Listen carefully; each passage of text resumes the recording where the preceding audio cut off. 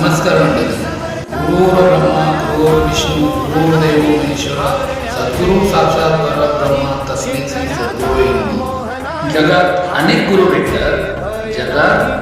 भेटतात पण निस्वार्थी प्रेम आणि उत्तम संस्कार आणि आयुष्याला खरी दिशा देणारे गुरु म्हणजे ते कोण? त्या आई वडिलांना गुरुपौर्णिमेच्या हार्दिक शुभेच्छा.